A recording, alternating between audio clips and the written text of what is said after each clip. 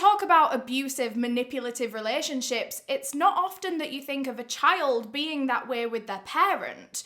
But that's exactly the kind of situation that Carol Taggart found herself in. And just as she thought she was escaping it, this relationship became deadly. So today's video is going to be part 2 of the Carol Taggart case. If you didn't catch part 1, it was uploaded a few days ago. I'll link it up here. You kind of need to watch that one first and then come over to this one. Otherwise, this one won't make any sense, so I'll just wait. I'll just wait. And quickly, before we get into part 2, I do just want to thank our sponsors for making this video possible, Betterhelp. Honestly, as soon as Betterhelp reached out and said they wanted to work with me, it was like the most no-brainer decision I've ever made. You guys know I'm such a huge advocate for taking care of your mental health. I've been in therapy consistently for coming up on a year now. I've been in and out of therapy for, well, maybe the last decade. I think therapy is just so important. It's been the most life-changing thing I've ever done. I understand myself so much more now. I have so much more empathy for myself. I think that everyone should have therapy at some point. But therapy isn't always easily accessible for everyone. I'm very aware of that, which is why I absolutely adore BetterHelp, because everything's online. It's their mission to make professional therapy accessible, affordable, and convenient for you. I started using BetterHelp for my therapy maybe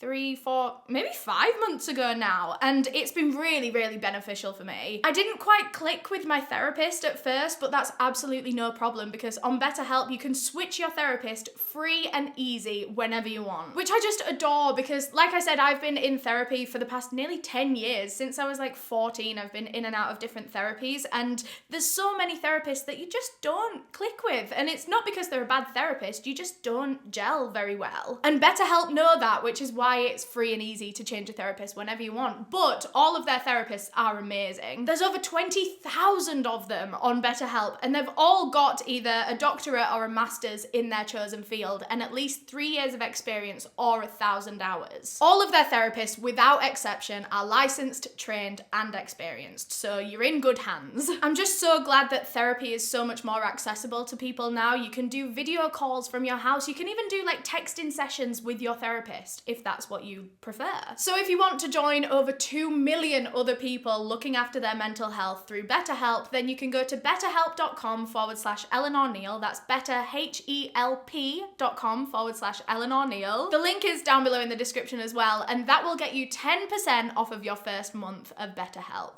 You are very welcome. Thanks again to BetterHelp for sponsoring this video. Now, before we get into part 2 of this case, I do just want to give the same content warnings as part 1. Today, we're going to be talking about themes of emotional abuse and manipulation. There's like abusive relationships in this video. So if any of that is something that you feel like you can't hear about right now, I totally understand. Click out of the video. I'm sure I can see you again some other time. Maybe, hopefully. All that being said, just going to give you a tiny little quick summary to jog your memory of the case, and then we'll smoothly transition into the rest of it. In December of 2015, 54-year-old Carol Taggart was at her wit's end with her emotionally abusive son, 36-year-old Ross. She'd been oblivious to the way that he'd been brainwashing her and manipulating her for years, for decades. But now she was finally waking up. She was finally seeing how horribly he was treating her, and she wasn't gonna have it anymore. She's finally started demanding respect from her son. She's finally started sticking up for herself and arguing back. She's even tried to kick him out of the house a few times.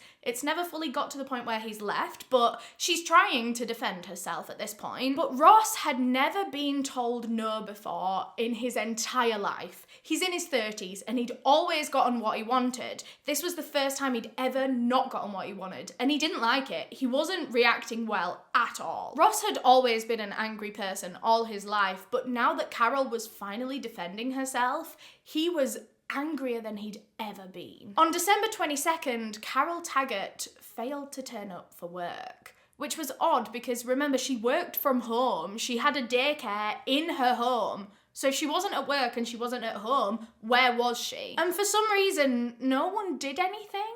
I mean, I'm sure they probably called and texted her, but no one went looking for her or anything like that. I don't know, no one seemed really concerned. However, the next day, on December 23rd, Carol didn't show up for work once again, and now her staff were worried. But Ross, her son, didn't seem to care at all. Like, the daycare staff actually had to urge him to call the police and report his mother as missing because he wasn't going to do it. So Ross did call for help, but he didn't call the normal police line. He actually called the non-emergency number here in the UK, which is 101, which is for obviously non-emergencies, things that you don't think are that big of a deal. He didn't deem his mother's disappearance, even though she's not been seen for 2 days, he didn't deem her disappearance important enough to bother the actual real police force with it, so he just rang this non-emergency line and told them. So he gave the phone operator all his mum's information and stuff like that, and then he said,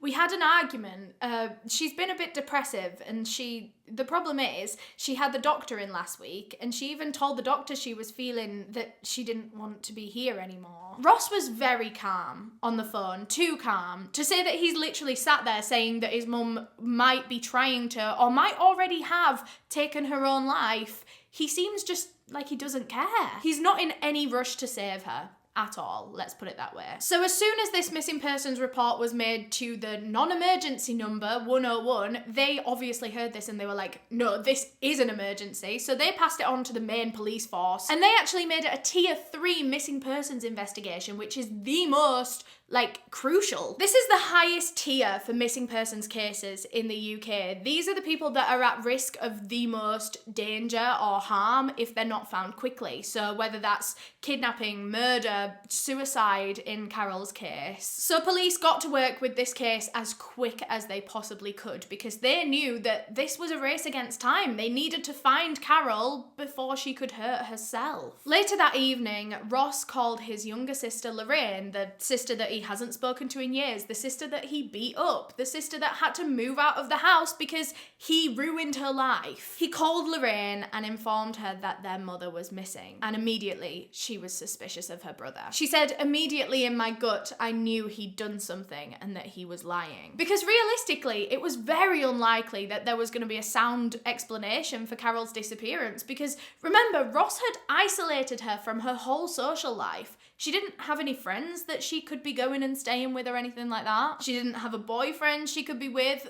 There was no one that Carol could be with right now. One of the theories that police initially put forward, because they knew that Ross and Carol had an argument on the night that she disappeared, so one of their initial theories was that maybe she was just trying to get away from Ross. She was trying to move out. Obviously, she tried to kick him out of the house multiple times now and he hadn't gone. So maybe this argument was the straw that broke the camel's back for her, and she was like, right, well, I'm leaving then. So maybe that's where she was. Maybe she had gone out and found a hostel or just some other kind of living situation. That was police's initial theory. But straight away, all of her family were like, nah, there is no chance, because Carol was finally starting to get a backbone. She was finally starting to stand up for herself. She wasn't gonna leave her own house and let Ross stay there. If she wanted to move away from Ross, she was going to make him leave. She wouldn't leave. To be honest, her family didn't give much time to any of these police theories because they were convinced that something bad had happened to Carol Taggart. They felt that that was the only explanation. Although right now, they had no idea just how bad. So police decided the best place to start in this investigation would be to just go to Carol's house and look around, search the house, see if there's any clues to her whereabouts, maybe like a note or a receipt or some search history of a new place, who knows? So they went down there and they turned the whole house upside down and there was nothing. There was absolutely nothing that gave them any hint as to where she could be or what might have happened to her. After a couple of hours of searching her house, police were made aware that Carol also owned that caravan only about 10 minutes away from her house, so a few of the officers jumped in their car and went to the caravan to search that. They were hoping that maybe that's where they'll find her. Maybe that's where she's moved out to get away from Ross. They were hoping to walk in and find signs that she'd been living there, maybe a toothbrush or fresh food in the fridge, but there was nothing. Police noted how normal both settings were, both her house and her caravan. Neither of them were too messy or too clean. You know, it wasn't suspicious either way. They both just looked like normal, lived-in places. There was nothing for police to raise an eyebrow at this point in the investigation, but they did tell Carol's family not to go back to either the house or the caravan because they just wanted to preserve those scenes. I was going to say crime scenes, but they're not crime scenes. Just in case there was any evidence or anything like that. They just didn't want it contaminating. So they told everyone to find other places to stay for the time being. Carol's disappearance was so hard for her family to deal with, especially because it was so close to Christmas. This was like 2 days before Christmas. They were just worried sick about her, not knowing where she was or if she was okay. That being said, Ross, on the other hand, seemed to snap back to normal life very quickly. While the rest of the family were at home looking for Carol, crying, desperately trying to search for her, he was going on nights out, going to the pub, meeting his friends. To be honest though, are we surprised? Because Ross never cared about his mother, even when she was there. So why would he start caring about her now that she's not there? He's living his life as if she never existed. So yeah, over the Christmas period, Ross was in the pub all the time, like Christmas Eve, Boxing Day, just drinking pints with his mates. Bear in mind as well that the main theory with Carol's disappearance at this point in time is that maybe she's committed suicide or she's at risk of committing suicide. But he doesn't care, he's in the pub. So what does that say about her son? I don't know, I just think if that was my mum, I would be doing absolutely everything in my power to try and find her and bring her back. I wouldn't just be like, police will do it, I'm off to the pub. In fact, people actually recognised him in these pubs on these nights out over Christmas because of his links to this missing persons case. He'd been on the news doing all these public appeals, asking for information about his mum's whereabouts and stuff, and people saw him in the pub. They'd go up to him and be like, oh man, I'm so sorry about your mum. In fact, they would buy him drinks. They would pay for his taxi home. These people felt so sorry for Ross, like he's going through enough at the moment, that people just wanted to help him and give him things. And obviously Ross is milking every second of this, but that's not all he was doing. He wasn't just in the pub. He was also on a bunch of dating websites planning in dates with women over Christmas while his mum's missing. He was a very busy boy over Christmas. If he wasn't in the pub, then he was on a date or he was messaging girls on dating websites. All of this while his mother's missing persons investigation is going on. He even took one of these girls out on a date to the cinema and then for a meal and some drinks, and then I think they went back to her house. Like, I don't know, that's just the last thing I could think about if my mum was missing. But it gets even worse because he actually paid for said date with Carol Taggart's credit card. With his mum's credit card. Because remember, he doesn't have a job. He literally lived off pocket money from his mum all his life, even into his 30s. So why would that change now that she's missing? Just because she's missing, he doesn't have any money coming in still, so he's still using his missing mother's credit card. He also bought himself a pair of trainers on that credit card while she was missing. Honestly, Ross Taggart is having the time of his life right now. But I'm getting a little bit ahead of myself here. I'm getting really heated, can you tell? I'm just going to take it back a bit to before Christmas. Lorraine decided that she was going to spend Christmas with her partner and her father, Sean, and so they were all together on Christmas and Ross was alone. I actually don't know where he was staying. I don't know if he was allowed to stay living in the house that he once shared with his mother. I don't know, but he spent Christmas alone either way. While the rest of the family tried to have the most normal Christmas that they could without Carol, it was going to be hard for them to be able to enjoy it without her, especially when they were so uncertain on if she was even okay. But the family didn't even get to try and have a normal Christmas because at 8 a.m. on Christmas morning, they had a knock on the door, and when they opened it, it was 2 police officers. The officers told Lorraine and Sean that they had found Carol Taggart's car abandoned on the other side of town. But the thing that worried police the most about this discovery was what was found inside the car. Her handbag was found, which in itself was concerning because Carol never went anywhere without her handbag. So if her handbag was found without her, then where is she? It was concerning that she'd left it in the car full stop, but what was even more concerning was that she'd left it in the boot, which is just weird. I don't know anyone that puts their bag in the boot of the car while they're driving. That's just so inconvenient. You'd put it like in the footwell next to you or behind you or on the chair next to you. Anything, not the boot. And Lorraine even said this to the police. She was like, no, my mum wouldn't put her handbag in the boot. Apparently, Carol had kept her handbag in the exact same place in the car every time she'd driven for decades. In fact, she would always get in the car the exact same way every time. Lorraine told this to the police, that Carol would get in with her bag on this arm and then she'd take it off and put it in the opposite footwell behind her, so that she could easily reach back and grab something if she needed it. She would never leave it in the boot. So now they're thinking, well, if Carol didn't put her own handbag in the boot of her car, then did she even put her own car there?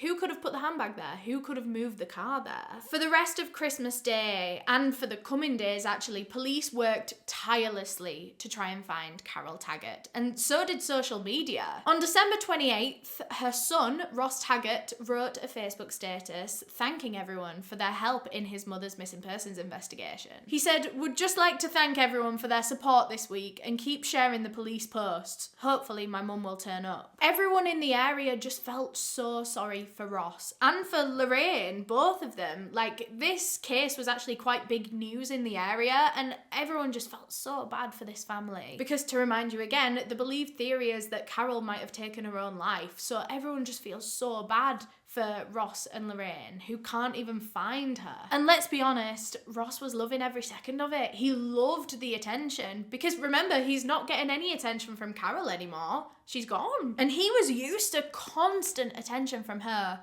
all his life. So now that social media is filling that gap for him and all these strangers are buying him drinks and stuff like that, he's happy. He's loving it. He's milking every second of it. On December 30th, Carol Taggart had been missing for just over a week at this point, and police were about to get their next big development in the case. They received a phone call that morning from the owner of a local pawn shop in town. He told the police that Ross Taggart had just been in his pawn shop trying to sell his mother's jewellery. As soon as police heard this, they were very confused, because they were actually quite hopeful that they could find Carol, maybe. They were still clinging on to those theories that maybe she's just moved to a hostel and they just need to try and find where she is. They hoped that they could bring her back. So why is he getting rid of her jewellery like she's never gonna need it again? Police just found this really odd, and so they brought it up to Lorraine, and Lorraine was like, "That's not odd, that is proof that Ross had something to do with her mother's disappearance." Because what police didn't know was that these two pieces of jewellery that Ross was trying to sell, it was a watch and a ring. Obviously it looks bad that he's selling any of her jewellery, but this particular watch and ring she wore every single day. She never took the ring off, not when she slept, not when she showered. So why has Ross got it? And why is he selling it? So now that police were aware just how serious this was, they started to consider Ross Taggart as a suspect in his mother's disappearance, finally. So they went back to all of the evidence, kind of, the car and the handbag, really. That's all they've got. And they just kind of looked at it from a different perspective now. You know, if Ross is responsible for his mother's disappearance, then let's try and look at it through that lens. And suddenly, things started to pop up. So for example, the driver's seat of the car was pulled all the way back, which police hadn't noticed at first, but Carol Taggart was quite a short woman. I mean, maybe she wasn't short, but she certainly wasn't tall. And this car seat was all the way back. If Carol was to try and sit in that seat and drive, her feet wouldn't touch the pedals. So this meant that the last person to drive Carol's car was someone much taller than her. Possibly her 6-foot-something son. Police also managed to recover the sat-nav from the car because they wanted to look through all the search history and see all the different addresses this car had been going to in the last few weeks. The sat-nav was actually used for the very last time on the day that Carol disappeared, December 22nd. And the address that it was going to was just like a random house address. Police didn't recognize it at all, so they put it in on the system to try and find out who lived there. And it came up with this woman's name, just like a middle-aged woman's name, and they went down and spoke to her, and she was like, I don't know a Carol Taggart, I don't know her. So police were very confused, but as they got speaking with this woman, they found out that it wasn't Carol that she knew, it was Ross. This woman had connections to Ross. This was the woman that he had met on a dating app and taken out on a date and used his mum's credit card to pay for the whole thing. She confirmed that that night on December 22nd, Ross came and stayed at her house. He drove to her house, so that'll be why the address was in the sat-nav. So Ross was the last person to use his mother's car to go to this woman's house, And then after that, he just abandoned it on the other side of town? Very suspicious. If he's not trying to hide something, then why would he possibly need to abandon his only form of transportation? And this was all police needed at this point in the case to switch this from a missing persons investigation to a murder inquiry, with Ross Taggart as their prime suspect. They believed that Ross had murdered his own mother and now he was trying to cover it up. So now they needed to find her body, and find some evidence against him. Police were granted another search of the Taggart home because they'd lost access to it. It had been like nearly a month actually at this point. So they were granted access to search the house once again, but under very strict rules. They actually only had 24 hours to search the whole thing. So they got to work, and literally every single crime scene officer, crime scene investigator that was in work that day was put on searching this house. They were firing every single resource they had at this investigation. They knew they had such a limited amount of time to search the house, and they needed to find some evidence in there. So they did it. All the forensic teams, search teams, everyone, they were searching this house top to bottom, and they found nothing. Absolutely nothing. Luckily though, this search warrant also extended onto Carol's caravan that was about 10 minutes away, so there was still hope that they could find something. So some officers jumped in a car and they went over to the caravan, and immediately, as soon as they walked in, it was different to the last time they'd been there. Do you remember before when I said the officers commented that all the living settings were just very normal? They weren't too messy, too clean, they just looked normal and lived in. Well, now this caravan had been deep cleaned. There was the smell of bleach still in the air. And right now, police didn't know who had cleaned it, but they had a pretty good idea that it was Ross Taggart. So the forensic investigators came over and they got the luminol out, and I love it when they do this. Luminol, if you don't know what it is, basically, if you've cleaned up blood, the naked eye can't see it, but if you spray luminol on, then it shows up where blood has been. So yeah, you think you can clean up blood stains, but you actually can't. Police have a way of finding them. So they come in, they spray all this luminol, and what do you know? The whole caravan is glowing blue. There were blood drops all over the floor of that caravan, and even a few smears where like a hand had slipped in one of the blood drops. And this confirmed quite a few things for police. One, that Carol was definitely dead, and two, that Ross definitely had something to do with it. But it also confirmed a third thing. Basically, when you die, your blood clots up like almost immediately. So once you die, you're not bleeding anymore. Well, it's not exactly like as soon as you die, your blood clots and you stop bleeding, but like once you die, your blood clots pretty quickly, so then you stop bleeding pretty quickly once you die. Does that make sense? And for that reason, because there were blood drops and smears all over this caravan, police could tell that Carol had been alive in this caravan, otherwise there wouldn't be blood everywhere. So that put this caravan as the scene of the murder. So was her body close by? So now the whole caravan park had to be sealed off for official searches. And they were looking everywhere. They were looking in like rubbish bins, they were digging up particular areas, they were trying to look underneath things, but they couldn't find anything. And then one of the officers noticed something about all of the caravans in this whole caravan park, including Carol's. And that was that this caravan park was built on a hill, and obviously you can't have static caravans on a hill or they won't work. So to make the caravans flat on this hill, they all had like a wooden platform support thing underneath. It was just kind of like a wooden panel foundation, and they all had a door in them so that people could easily like get in and out. I'm sure there's like fuse boxes and shit under there. So one of the officers noticed these doors on the bottom of all these caravans, and he was like, has anyone looked in there? And no one had even looked under any of these caravans yet. So they had a look underneath Carol's caravan, and there wasn't anything under there. So next, it only made sense to search Carol's neighbour's caravan. So they walked over and they opened this little door, and when they shone their torch in, they saw something. It was the already decomposing body of 54-year-old Carol Taggart. Her body was just covered in dried blood and injuries. Her face was especially in a bad way, so bad in fact that the staff at the morgue, when they took Carol's body back and then her family were going to have to come and identify it, the staff at the morgue covered up her face because they didn't want her family to see her like that. So the way that Carol was identified instead was through a purple rose tattoo that she had on her wrist. And I think this tattoo is actually supposed to be a special thing for her and her daughter, Lorraine. They both really like purple, and so I think this is like a them thing. But yeah, Lorraine and Sean walked into that room in the morgue and they took one look at that tattoo and they just broke down.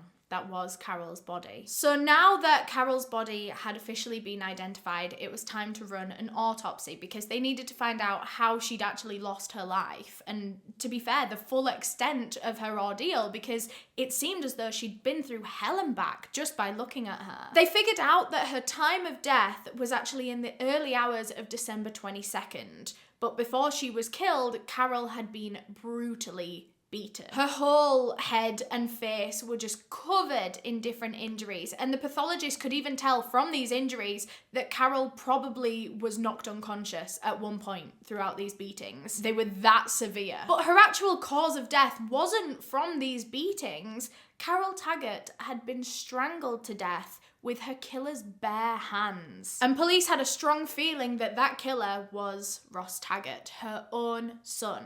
And so 2 days after Carol's body was found, they went to arrest him. Literally all the evidence that police had in this investigation pointed at Ross Taggart and absolutely no one else. There was him using her credit card, him driving and abandoning her car, the blood all over the caravan, him trying to pawn off her jewelry. So anyway, he was arrested and charged, and he was kept in police custody for almost a year until November of 2015 when his trial began. Ross Taggart actually had the nerve to stand there in this trial and plead not guilty and still say that he had absolutely no involvement in his mother's death, but the prosecution obviously weren't gonna let that slide. The first witness that they called up to the stand was actually Ross's younger sister, Lorraine, who had seen his abusive ways firsthand for decades now. And Lorraine actually requested if she could have a screen put up between her and Ross because she didn't want to see him at all throughout this trial. She didn't want to make eye contact. So this screen was put up. She couldn't see him, but he could see her. I don't know why. And throughout the whole thing, he was looking directly at her,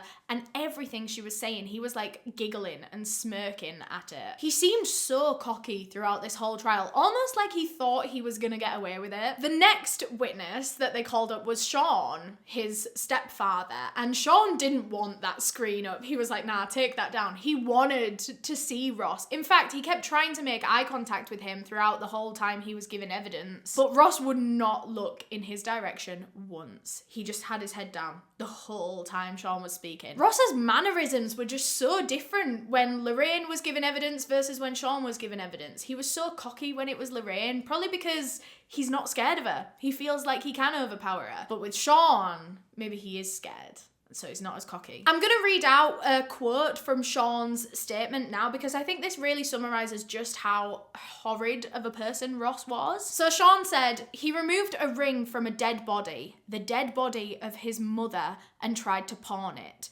He's a greedy, self-centered boy that thought the world owed him a living. When he realized there was a chance of him getting everything, he wanted it. Ross is evil. Pure evil. I think what he's referring to when he says when he realized there was a chance of him getting everything, he wanted it, I think he's referring to the will, because Carol and Lorraine had that fallout, that misunderstanding, and Carol took everyone off her will apart from Ross. As soon as Ross heard that he could have the car, the house, all the possessions, he wanted it. And so he killed his mother. So after Sean and Lorraine gave their evidence, they then went and sat in the gallery to watch the rest of the trial take place. They weren't sat down in the other bit where they were sat before. So they went and sat up in the gallery, and that was when they realized it was just behind Ross. He was right there the whole time. And the only thing between them was this like really thin piece of glass. It was torture for the family. And Ross didn't turn round once. Are we surprised though? I mean, the trial went on for weeks and he didn't even acknowledge them once. So when the time came for Ross himself to be called up for his questioning, he was very blunt and uncooperative through the whole thing. The prosecution even told him that his answers are not helping and they need They need more from him, but he just said to them, well, it's the best answer you're gonna get. So remember, Ross is adamant that he hasn't killed his mother. He says he's innocent, right? So the prosecution are saying, well, who do you think did kill your mother then? If it wasn't you, who could it have been? And he just looked at the person questioning him, shrugged his shoulders, and looked away. And they pressed him for an answer, and he just gave them a very mumbled, I don't know. So because Ross Taggart isn't willing to admit to anything in this whole entire case, we don't know that much information about the actual murder, like how it came about or what exactly happened at what point. We don't know the sequence of events of the night that Carol died. Obviously, the only two people that can tell us it, Carol is dead and Ross won't talk, so police have had to give a theorized version of events. So keep in mind, as I'm telling you the following story, it might not be 100% accurate, but this is about as good as police can make it. So on December 21st, they believe that Carol and Ross once again got into a huge explosive argument, and they think that Carol told Ross to get out of the house, move out of the house right before Christmas.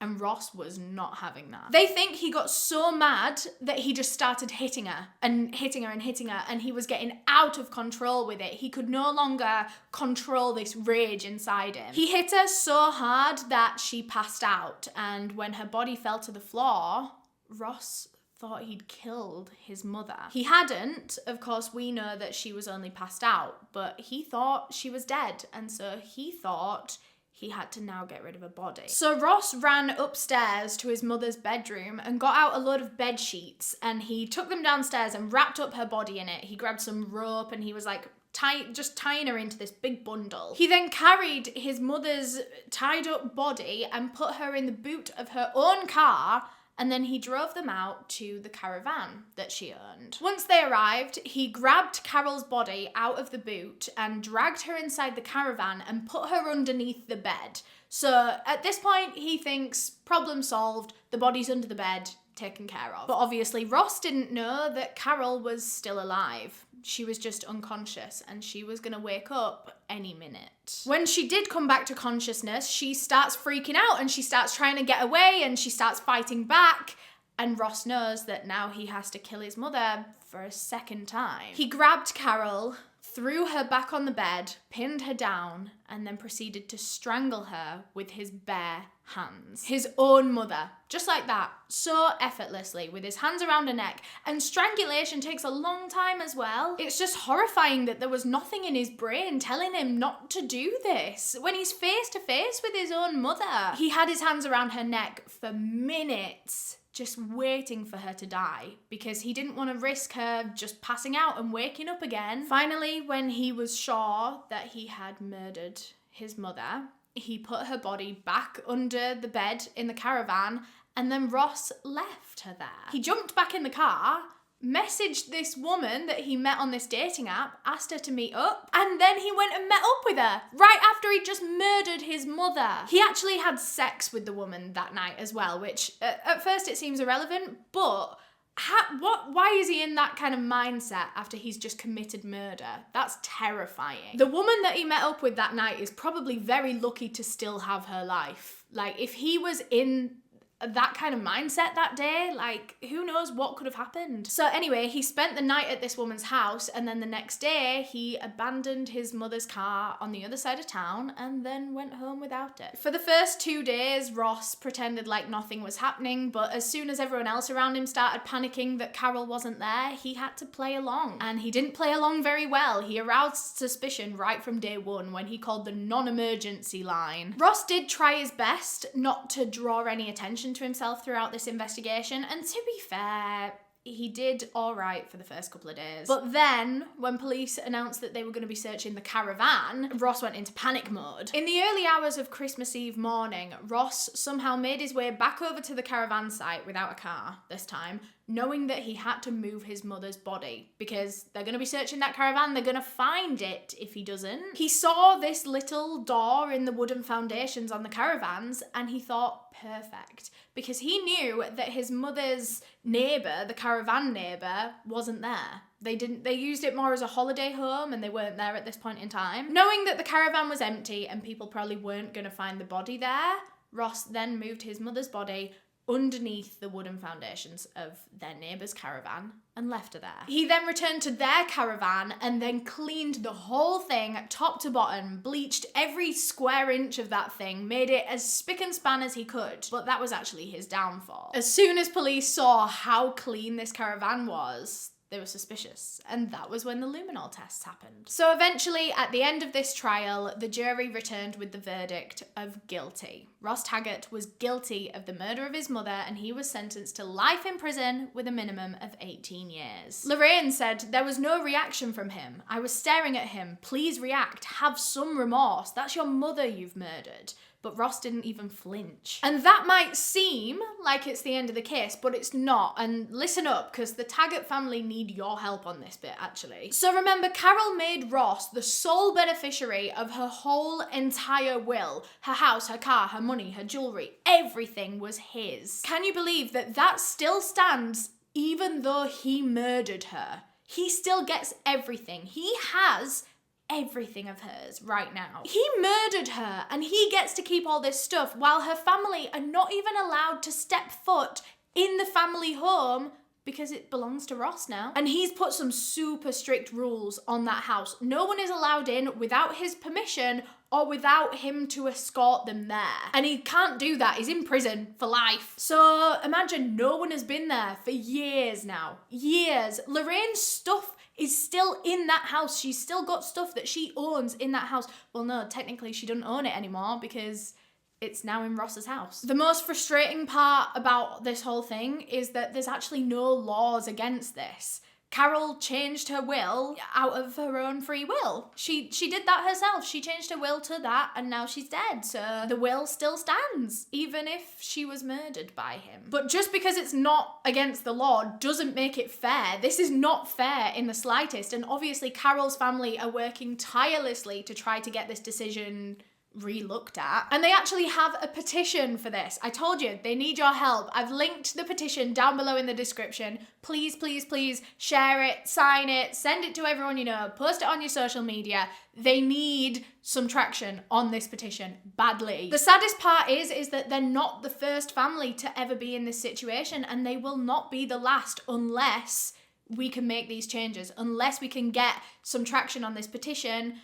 Then no laws are actually going to change. My heart just goes out to her family so much because not only are they dealing with her murder, which is horrific enough in itself, they've also got all these legal troubles on top of it that they have to give this energy to. And the worst part about it is that I bet Ross Taggart is loving every second of this. I bet he's loving the control that he has over his family from inside prison. I bet he's just thriving on it. All the more reason for you to go and sign that petition. Go do it. Thanks again to Betterhelp for sponsoring this video. Remember, if you want to get 10% off of your first month, you can go to betterhelp.com/Eleanor Neale. That's betterhelp.com/Eleanor Neale. The link is down below in the description. A huge thank you to all of my channel members for supporting me and helping decide the cases that I cover, especially my tier 2 members whose names are all on screen right now. If you want to become a channel member, you can click the link to do so in the description,